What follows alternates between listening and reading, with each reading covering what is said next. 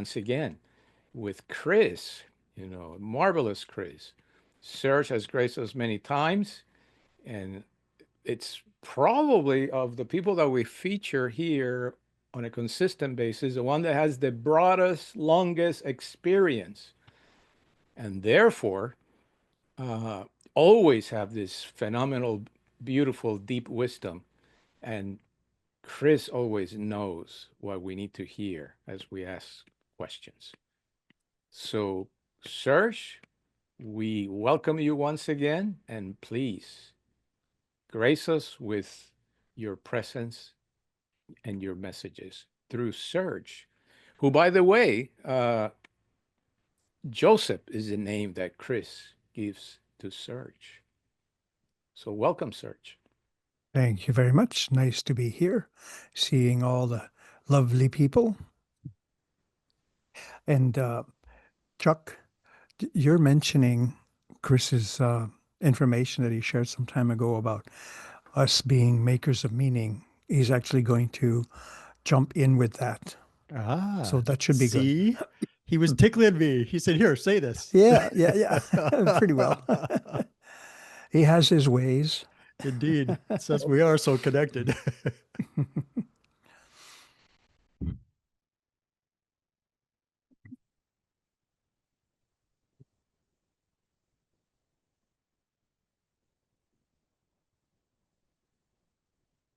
Indeed, we trust that you are all comfortable. And we thank you for your consideration. And it is nice to see you all smiling, more or less. Sometimes you forget to smile, but it is a very important characteristic of the human experience, because it puts you, the moment you smile, it puts you in a different state of mind.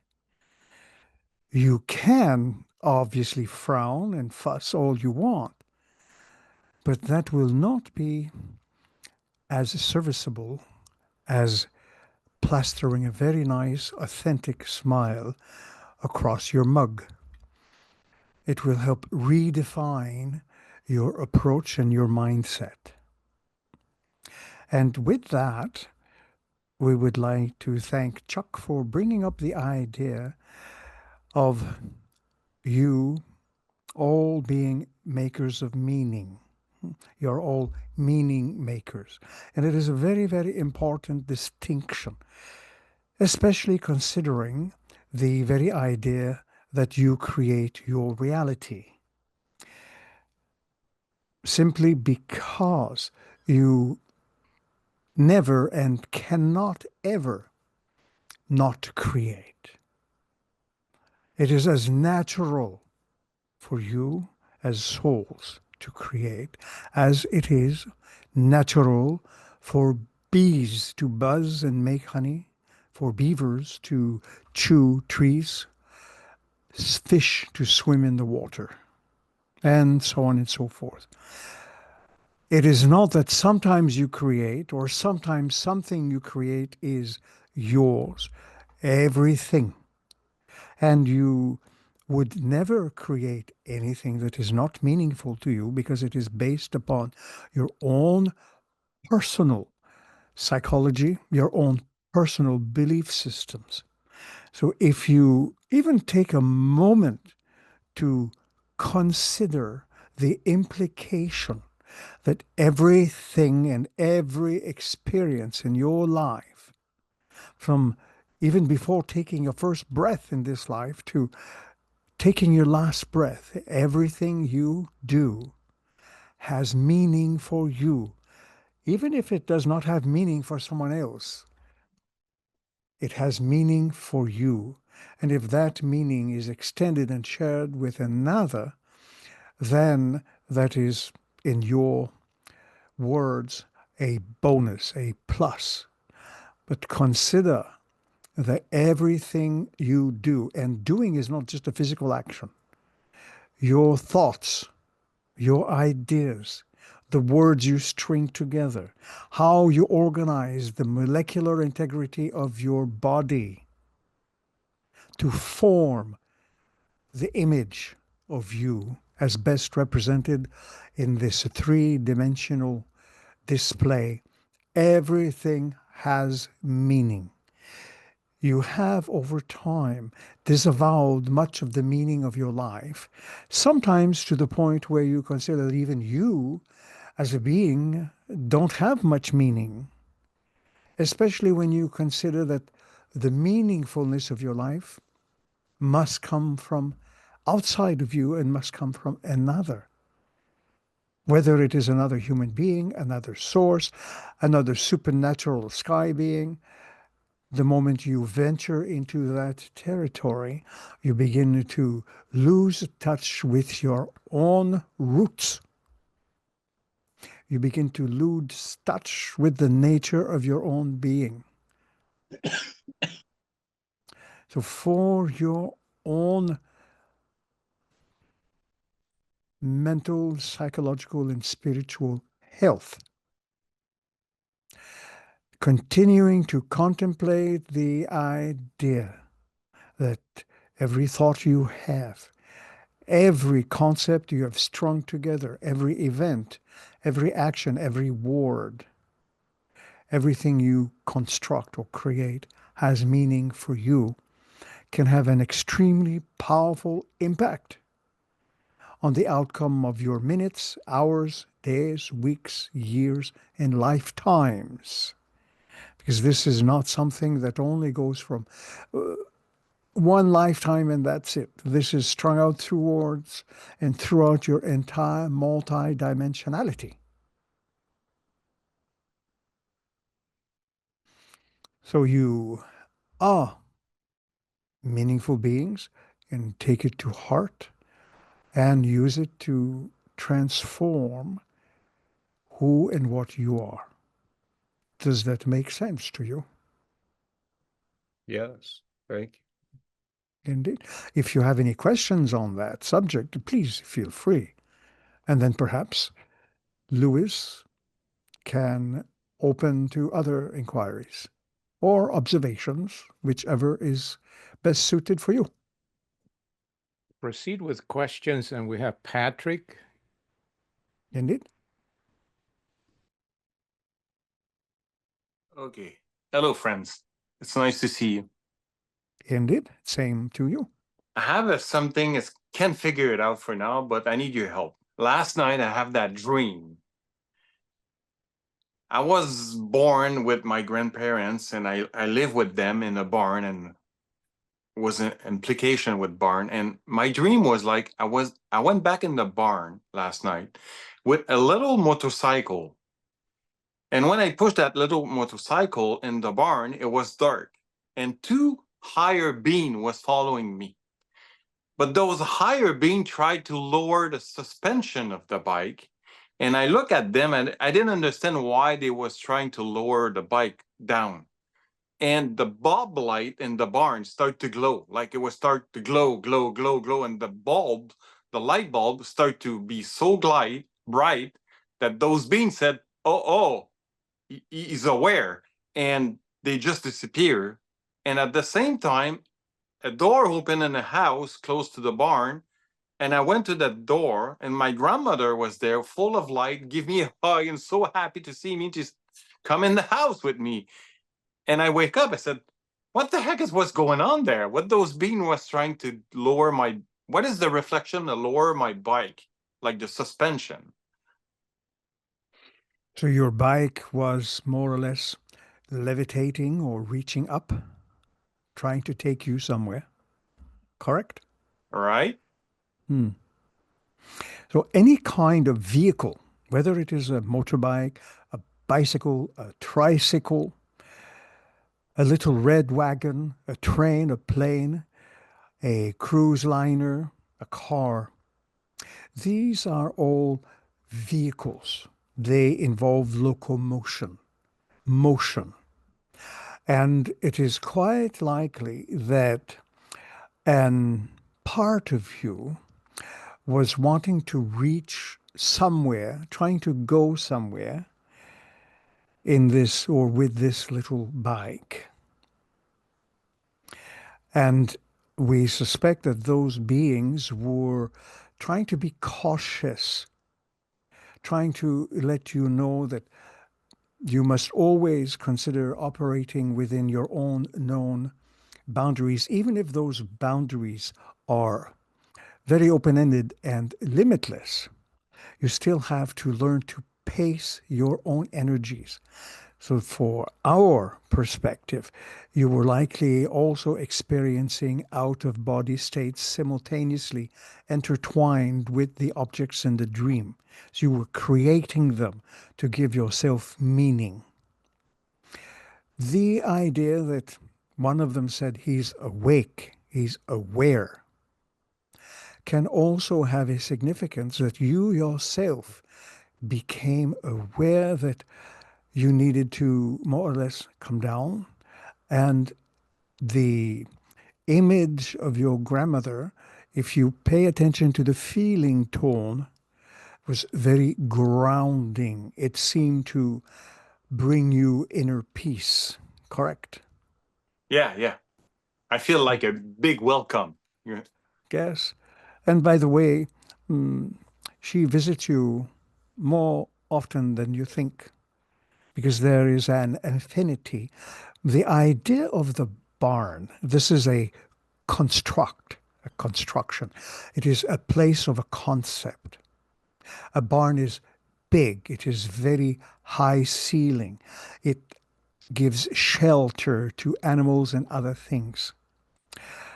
And that represents a portion of your own subconscious.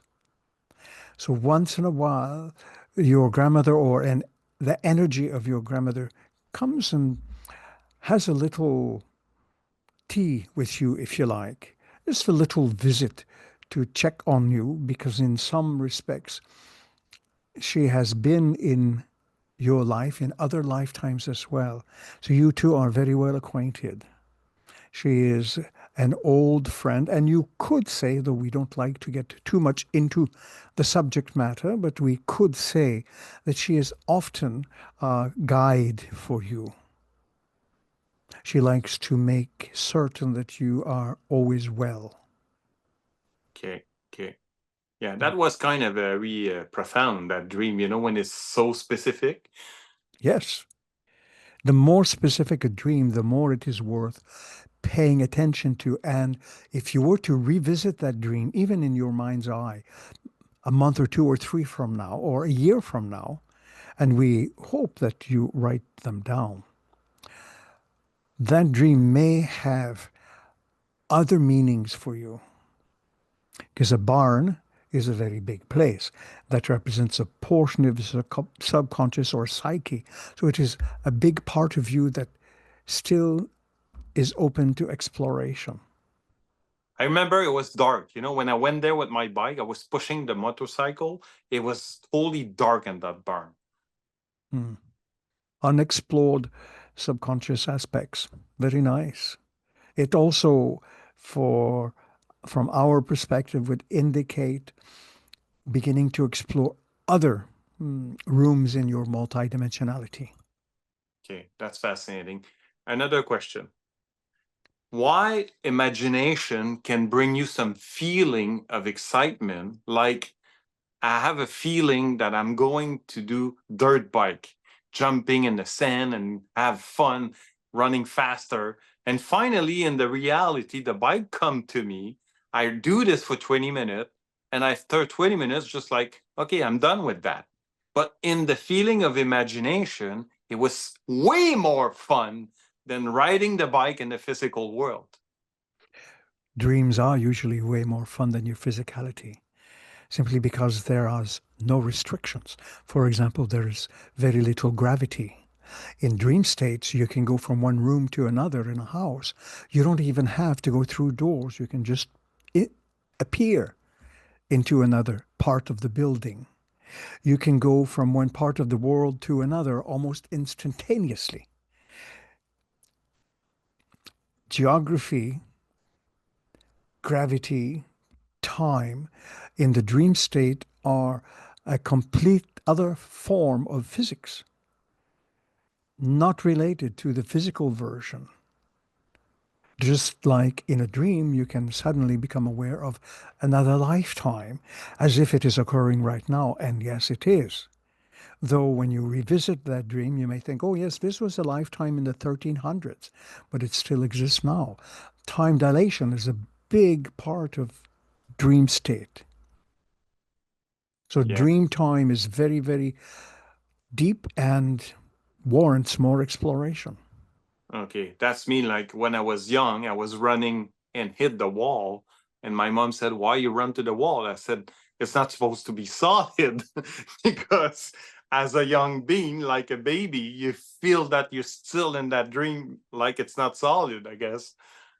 Yes, very much so. Children up to approximately anywhere between 3, 4, and 5 still are learning the concept of physical reality or physicality. They still don't quite grasp it because to them, everything is still a psychological experience. Yeah, I remember I did it twice. I said, "Not supposed to be solid." Bang, it is solid. You know? Who changed the rules? My last question, sorry if I asked too much. What do you think about the female energies coming down? Because for me, I am a male. I balance that energy, but look like it's so intense when the female get to my field. It become like, I'm not saying it's sexual, but it become like so much like, I don't know. I need your point of view on that. Hmm. What we can do about that as a male? So, male and female energy both reside in the same expression, the same form. Whether you're a man experiencing feminine energy or a woman experiencing masculine energy, the two of them are present in the same construct. You are just a concept. What you see in the mirror is not you. You basically funnel or channel a very specific form of your energy to interact with physicality.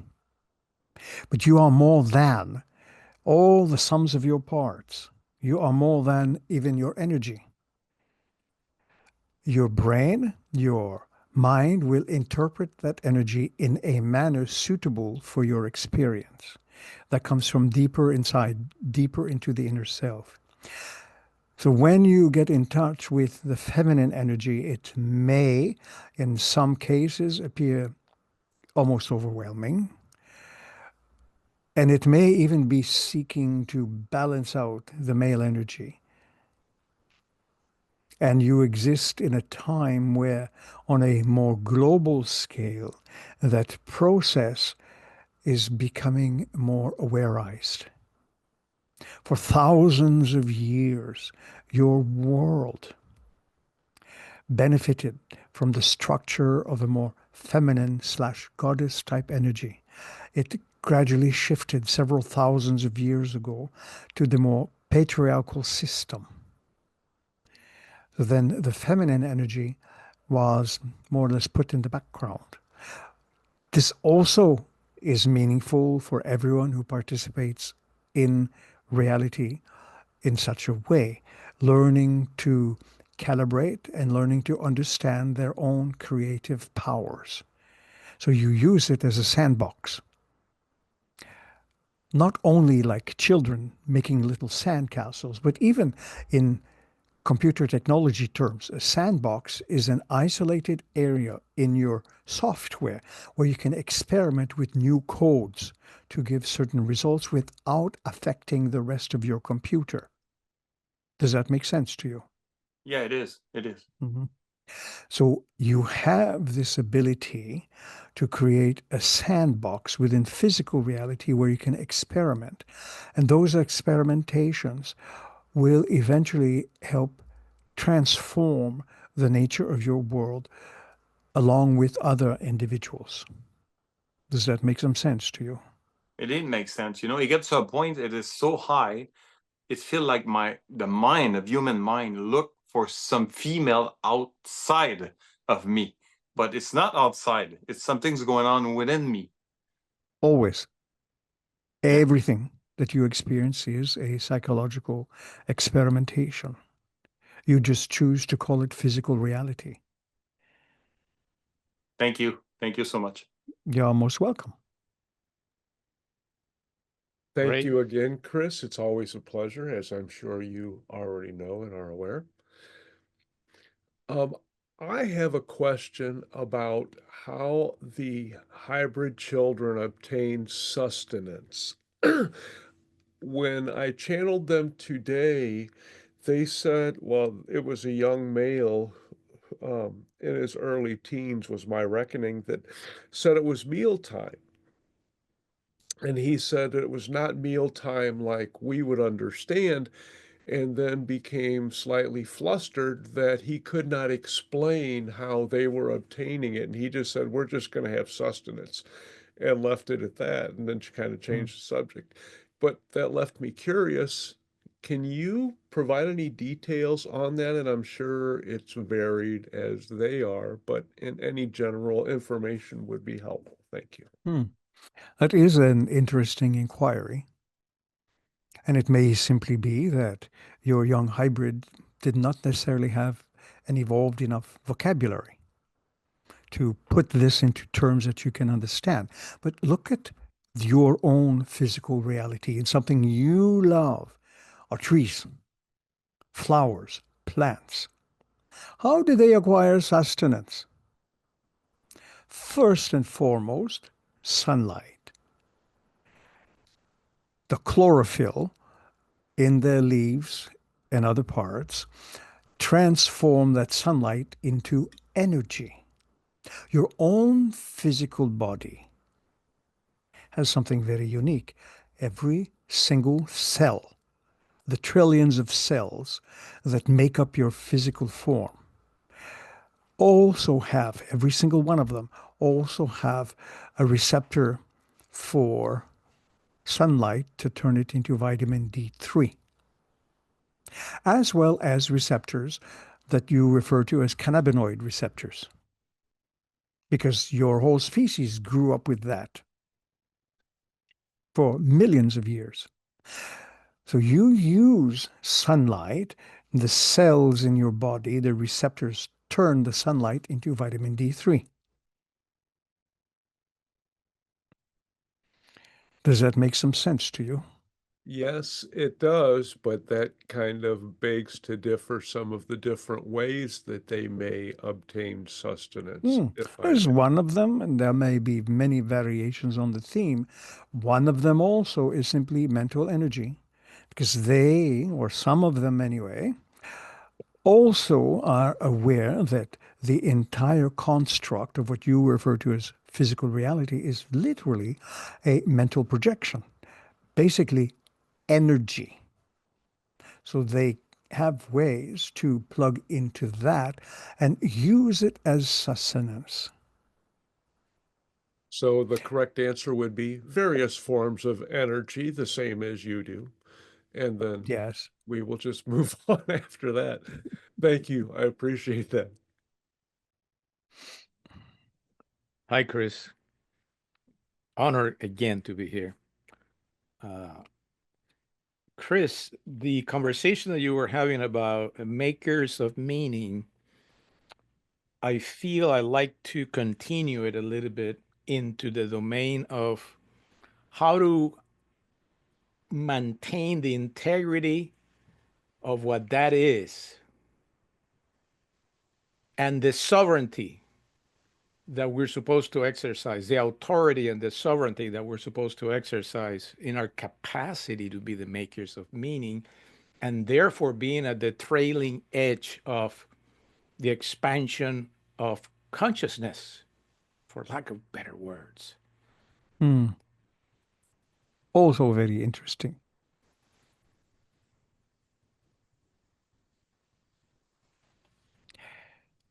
When you set your own mind to a particular string of thoughts, you concentrate upon it, your imagination gets involved. Your imagination triggers the energy available to you And this way I'm just putting it in a nutshell, but it gels energy to begin the process of projecting it into your so-called 3D physical experience. Thus, by focusing, and of course, it should never be done in a militant fashion, but just very open-heartedly, becoming aware that every breath you take has meaning, every thought you entertain, and you entertain thousands of thoughts on a daily basis. All of that is meaningful. You may not necessarily capture the meaning of everything in a intellectual, rational, logical fashion, but you also have your own intuitive thought processes, that deeper layer of meaningfulness. That process is what feeds the rest of the other processes that fall then into the categories of intellect, rational, logical thinking. All of it together paints a more complete picture of your reality. And for instance, if you were to take up painting, you have a canvas, you have your palette, you have your pigments or watercolors, you have your brushes, you have an image in your mind's eye that you want to recreate on the canvas. Every brush stroke that you make or use to create the image is meaningful. It belongs to the big picture. Does that make some sense to you? Yes, it makes sense to me. So just on that particular principle, every feeling, every emotion, all based upon the beliefs that you entertain, have a purpose for you. They help you paint a picture of your inner landscape, and it is projected outwardly into what you call perhaps your house, your neighborhood, your community, your city, and so on and so forth. So that this is out picturing the world for your senses to detect. And this completes the cycle. In another reality, it may be different, but in this one, this is the process that is established. Therefore, every single brushstroke, meaning every single feeling, emotion, and so on and so forth, is necessary for the completion of that experience. That includes you. Every thought that you entertain about yourself is represented in your physical and psychological form. Your psychological form is also used to create your dream body, that which you use to travel in dream states, and it is variable. There are different forms of it. But all in all, they are all meaningful and helpful for your experience, to help you understand the nature of your being as it exists now. Does that make some sense without confusing you? It makes sense. It makes sense.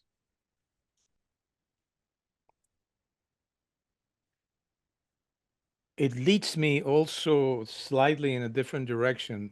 Question that Patrick made about dream states and the realities in those, and you answering that in those other realms, physics are different. So gravity is not the same thing that it is here, for example, and Correct.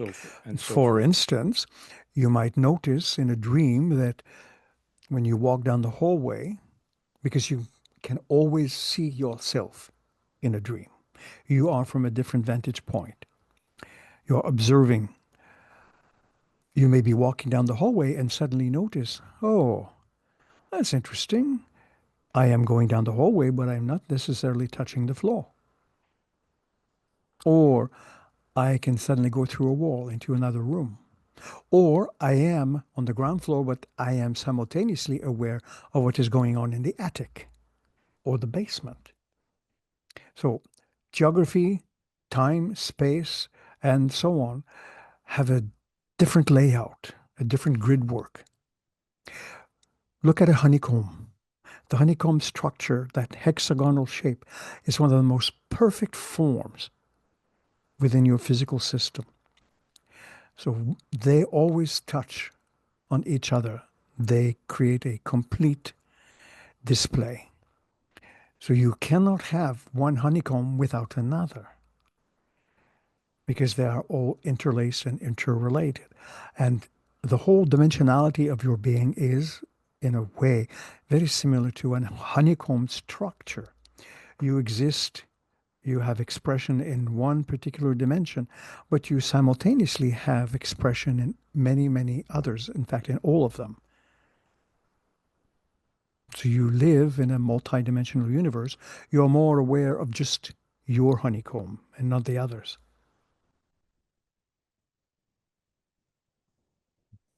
I see.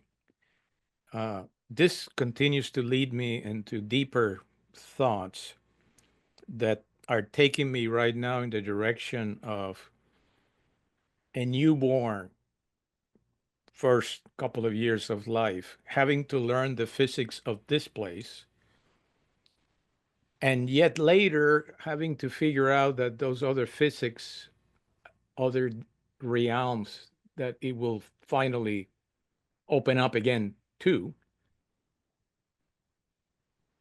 don't have those physics. And therefore, we are, in a sense, imposing a set of limitations that really do not exist for that multidimensional being. And it leads me in the direction of hybrids, in the sense that the children are to be more multidimensional. The humans are to be more multidimensionals. And we have to free ourselves, again, touching it again with the basic concept of we are the makers of meaning and the creators of reality.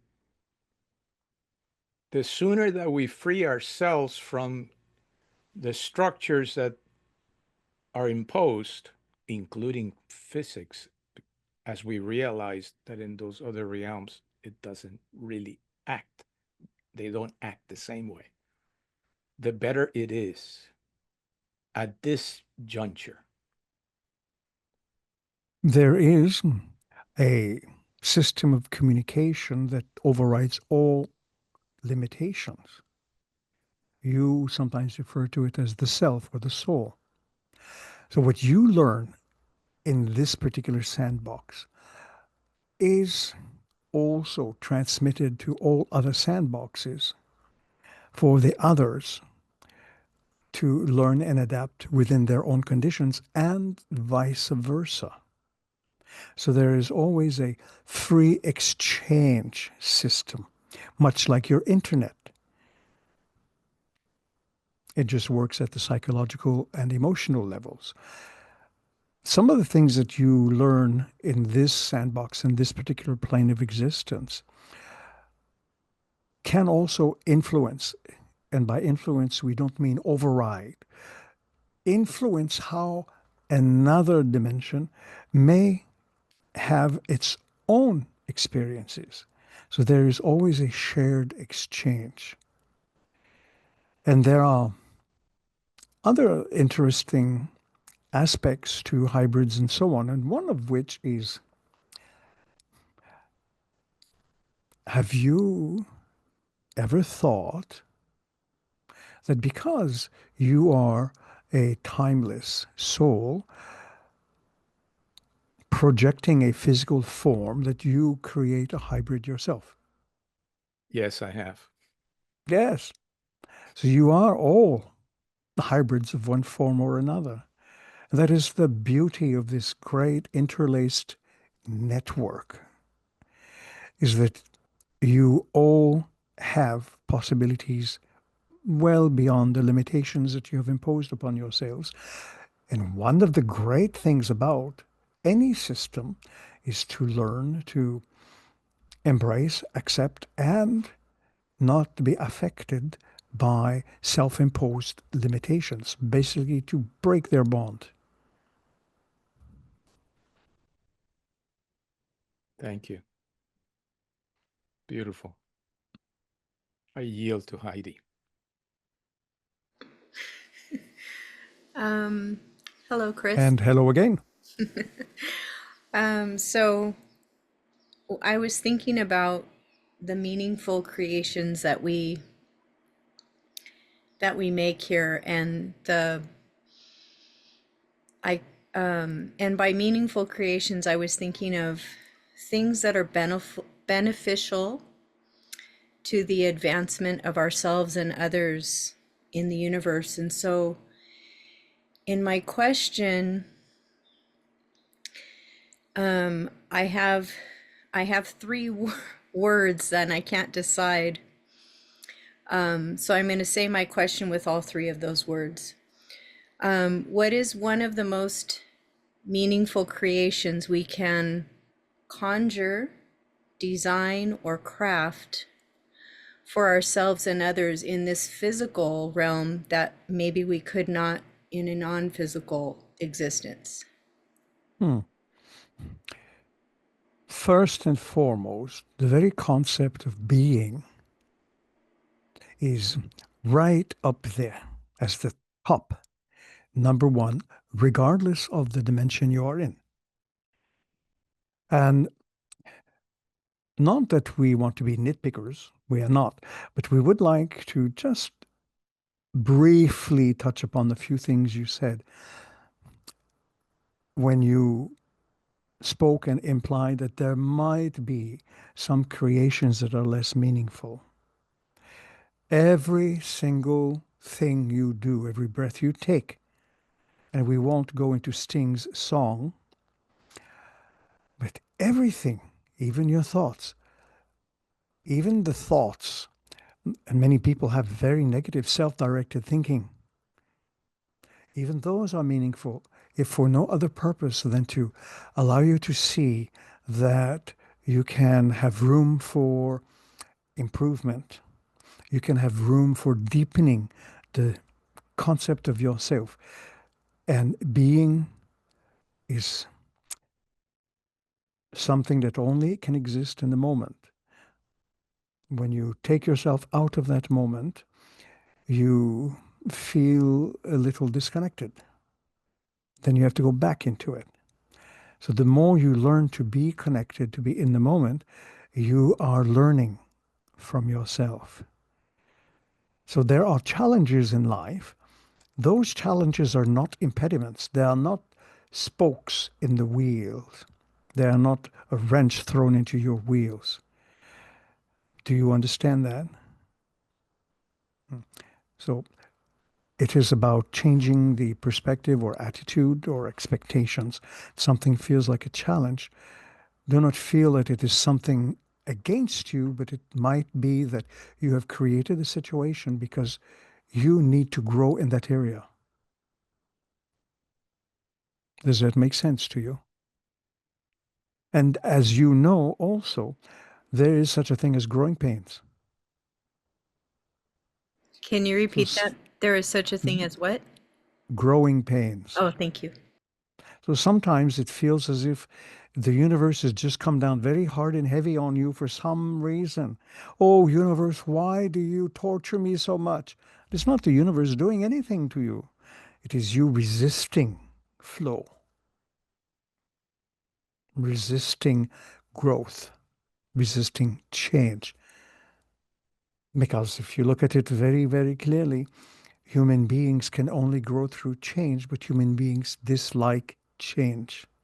So you have a particular kind of paradox. So instead of saying, I have to have this or that as my reality, you can say, I can live with both, either or, and make my peace with it. Does that make some sense to you?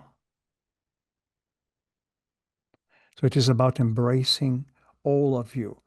You may think there are some aspects of yourself you don't like very much. And if you fight that, you will continue having challenges. It is sometimes easier to just embrace those parts of self and make peace with it.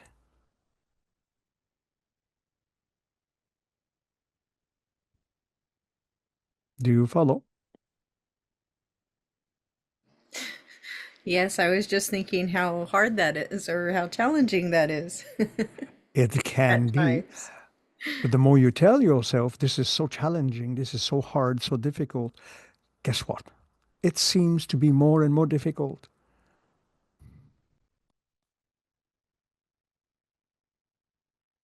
By taking a nice deep breath and being aware of the breath that you are taking, inhaling and exhaling, you might be halfway through that challenge already.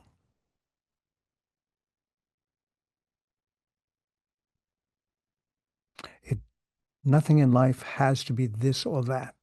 Most things can be either or, and you can be happy with it.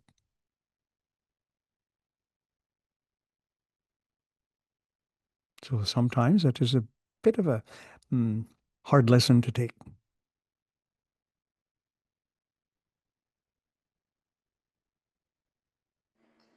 So the answer is ourselves. Yes. That's what I'm getting You are it. You are the it thing. Though you can also be cousin it. That's another issue. from.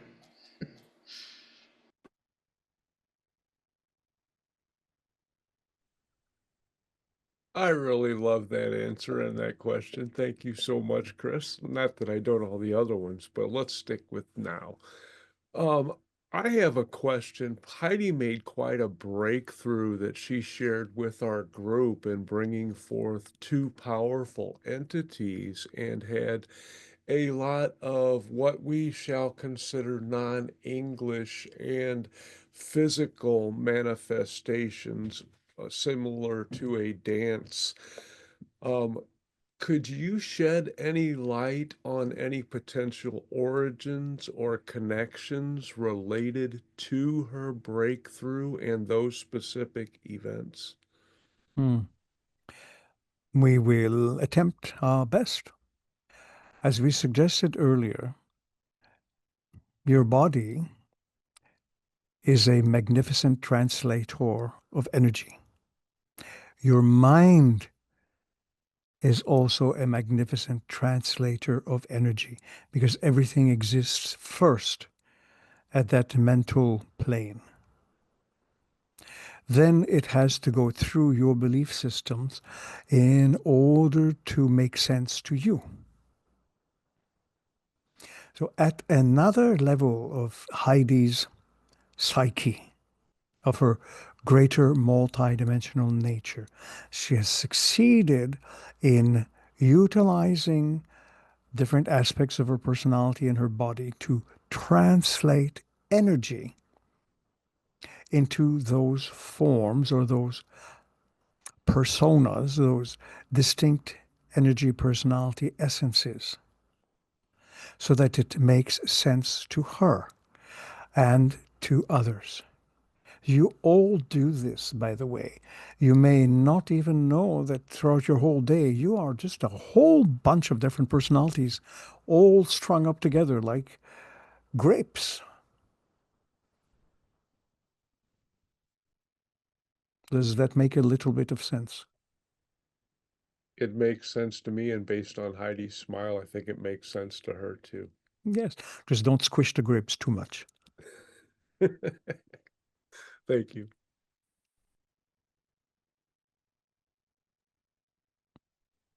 I have another question, and I see that there's a message from Lynette or Lynn. Yeah, Lynette. That Ray can take a look at that. I think she's trying to formulate a question. Yeah, I was going to But let her ask it after you. okay, fine. So my question is about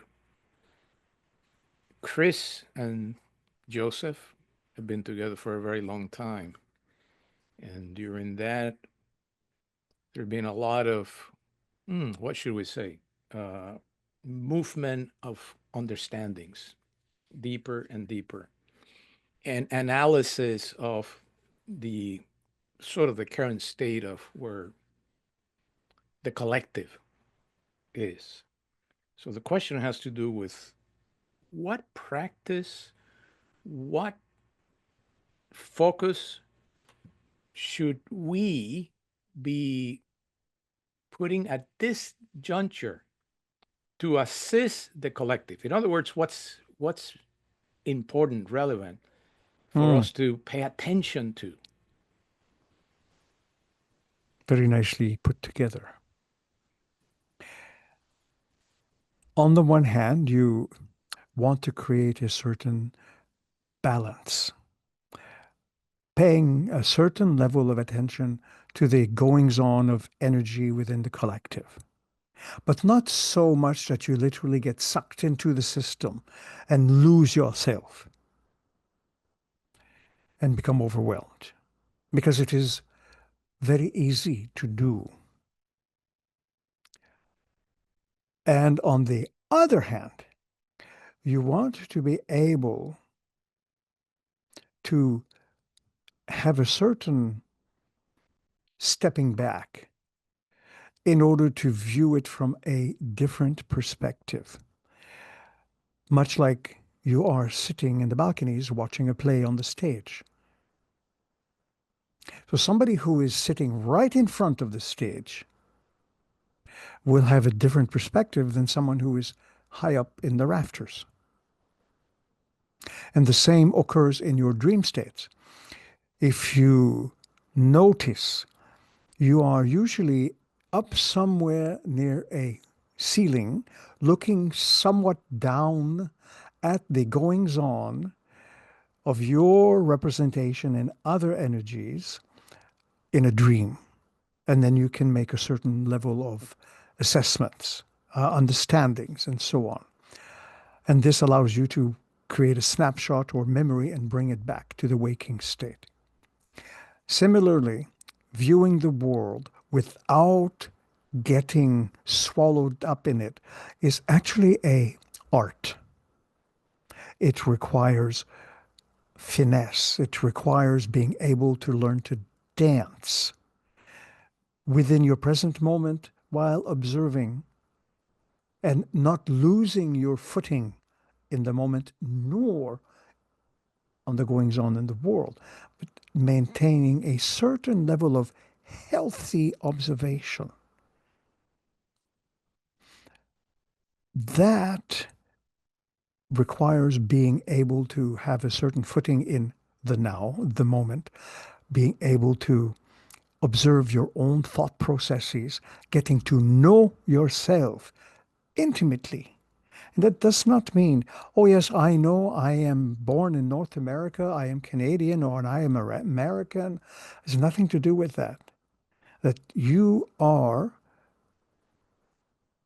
more than the sum of all of your parts. You are the soul. You create from that level.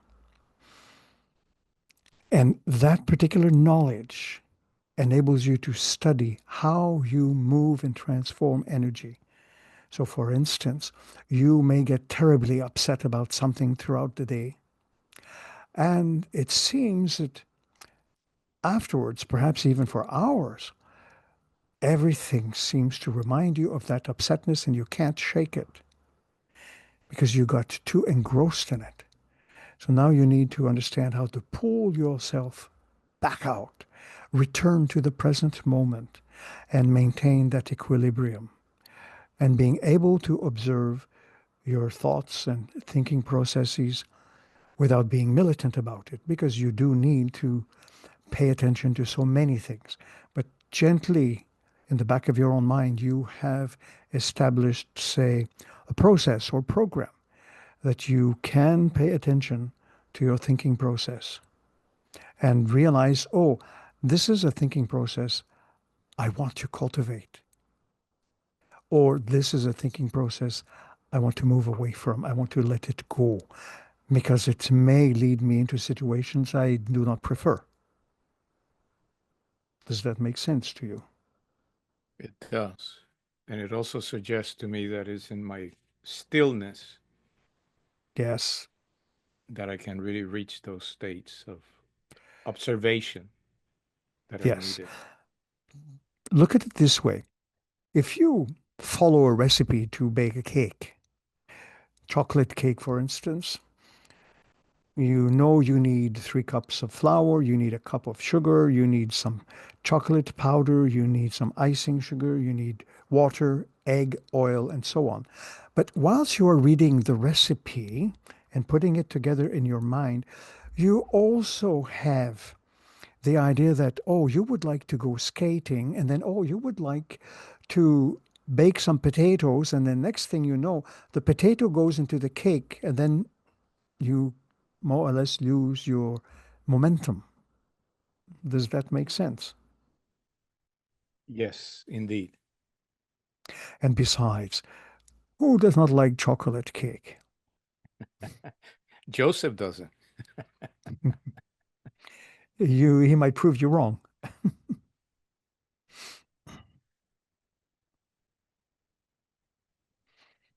Thank you. Does that answer your inquiry? Yes, it does. Thank you. Thank you. Lynette, please.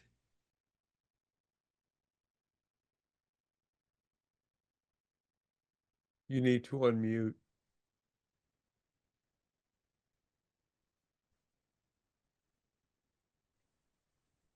Hi, everybody. Thanks for taking my question. Nice to be here on a Sunday. Can you hear me now? Yes. Yeah, thank you. Yes. Okay. Right. So, yeah, I went to a big public event on Friday, and I paid the price because I got attacked in the astral realm. And I knew it wasn't like a friendly place, but it was an event for my daughter. So, I've noticed this before that like different areas of Earth are connected to different types of energy, beings, ETs, whatever. And how can I mean, how can I really understand what this is about? You know what I mean? Why, and how do you manage that kind of stuff? I mean, I got beat up, big deal, but you know, I Hmm. would avoid it if I knew more. Hmm. So, as we suggested earlier, every experience you have, emotional, mental, psychological, physical, or otherwise, you create because it is meaningful to you. For instance, your earth is also your creation or your version of that energy. But because you share a collective, everybody's image, everyone on the earth participates in the creation of that form. Everyone has different energies that must be expressed in a particular way. So some people, for instance, may be in a location and feel the energy, and another person might not, because it is more attuned to their overall energy, to their overall psychology. You might like to explore the idea, for instance, depending on where you are, if you have available to you the city's mapping of underground currents in your location, underground streams, underground rivers. If you find one, see what happens when you go near that location. You might be also able to experience if there is an open stream or creek and feel the flow of energy from that, because that will also represent psychological flow. So you would be able to pick up energy. Everyone can, but not necessarily all the time, because you have other things to do in your day. But energy is always detectable, always available to you. So you may find yourself in a place where you are not so certain of the energy because it doesn't fit your overall psychology, who you are as an individual. But if you do notice that you feel very comfortable in one location more than another, it is certainly worth your while to hang around there a little bit longer because it might be very soothing and healing for you. But if you notice that you're not so comfortable in a particular location, may we suggest that you go somewhere else, just so that you are at peace. That reflects your peace of mind. Well, I mean, I had a fabulous time. Everyone was happy. It was a graduation celebration. That maybe that's why I was a little surprised. But it's just in the past I had lived near there and I'd been through some stuff, so that's why I know not. I mean, this was an unusual situation. But then my other question is is it good for people who are channeling and who are psychics to be in large gatherings? Do you That think that depends on impacts? that No, depends on I the mean a individual. neutral, huh? It depends on what? It depends on the individual. Some people are very comfortable with large groups of people, and some people feel a little less comfortable. They might have different degrees of sensitivities to everyone's energy. And once Well, I you mean, know that, yeah, but I'm asking because I love it. I love being in big yeah. gatherings, but I always pay a price, and I'm not loving that. So I'm trying to figure out what can I do differently So one of the because, things that you can do, because large groups of people, whether it is a dozen people or 100 or 1,000 or more, large gatherings of people are also, how would we describe that to you? It's basically a large pool of energy. You have all sorts of minds at work converting energy into form. So a larger group of people would represent quite a lot of energy. It is like being near a power transformer. Does that make sense? yeah, that makes sense. But why pick on me? Mhm. So you have to decide what works best for you. Well, I mean, I won't be going back anytime soon, but I just want to understand kind of. So you're saying I don't know. I mean, it seems like Earth is very territorial at the astral level. Because I know, like, I've had to move around with construction where I live, and I moved across town and I was vibing with Andromedans. Over here, I'm vibing with, another group of entities. Where I Hmm. went, where I had the problem, it's another group of entities that are like, over that. Hmm. It has nothing to do with the people particularly. Might we also suggest, because it is always a great lesson to educate yourself about your own energies that might be reflected in your environment. That should be number one clue. Well, I mean, from my perspective, I carry a lot of light, so people want to pour into that light and go to a place where there's dark entities. They see the light more than anyone else. Hmm. And I everyone mean, that's carries the their way own I see it. version. What? Hmm. Yeah, Everyone it's not carries their own version of light. Oh, and yeah, dark. That yeah, is, yeah.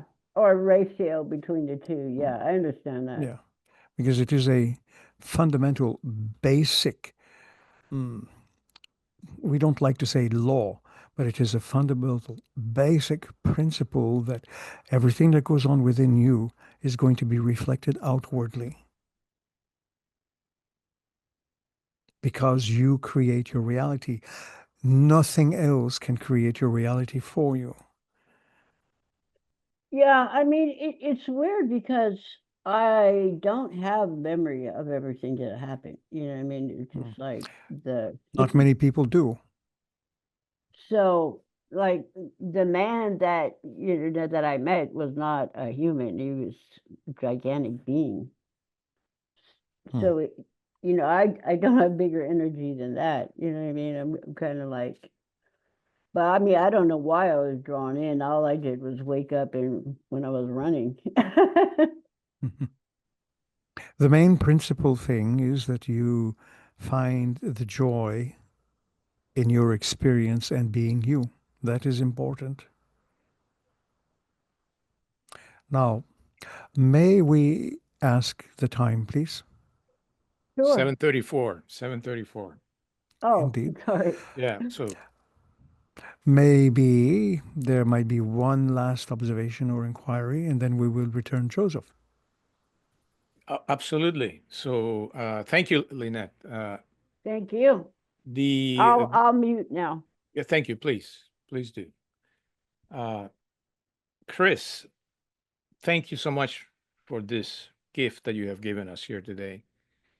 And we asked if you have a message or little vibrational key for the group in this moment. Indeed. Your- You just mentioned it.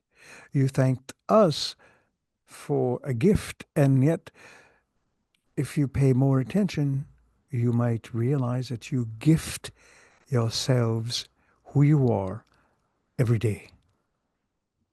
The very gift of breath is what gives you life.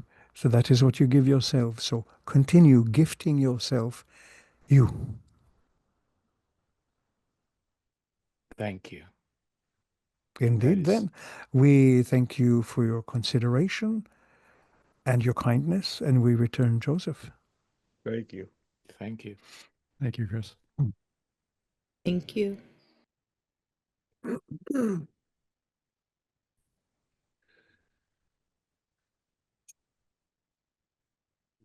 42 consecutive years of being a joy, Serge. I mean, not many people can say that, you know? I mean, you have a flawless record here.